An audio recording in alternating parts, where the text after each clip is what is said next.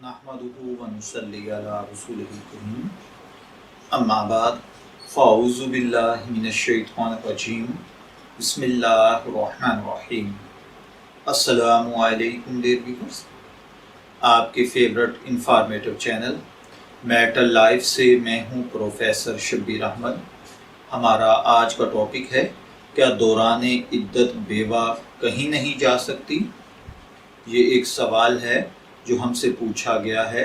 वो कहती हैं कि वो मुल्तान में रहाइश पजीर हैं, इनके खामद की डेथ हो चुकी है, इनका सारा कुंबा कबीला कमालिया में रहता है।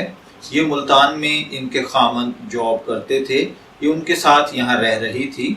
बच्चे बिल्कुल छोटे हैं, 2 साल और 4 साल के 2 बच्चे हैं। अब ये कहती हैं कि इनका सारा कुंबा कबीला, चूँकि सारी बरादरी ताज़ियत के लिए इस बेवा के पास मुल्तान नहीं आ सकती।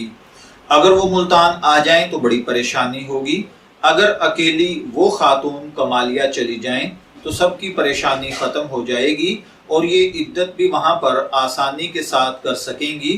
क्या इस मजबूरी के तहत इन खातून का इद्दत की वजह से अपने खामन का घर जो मुल्तान में है इसे छोड़कर कमालिया में अपने कुंबे और ख़ानदान के पास जाना, क्या ये मुनासिब अमल है या नहीं। तो देखिए, उलमाए अहनाफ के नज़दीक इद्दत मुल्तान में ही गुजारी जाए। मज़कूरा उज़र की वजह से कमालिया जाकर इद्दत गुजारना दुरुस्त अमल नहीं होगा। मैं दुआ गो हूँ कि अल्लाह ताला हमें इन बातों को समझकर इनके मुताबिक अमल करने की तौफीक अता फरमाए। इजाज़त चाहेंगे, फिर मिलेंगे किसी नए टॉपिक के साथ। तब तक के लिए अल्लाह हाफिज़।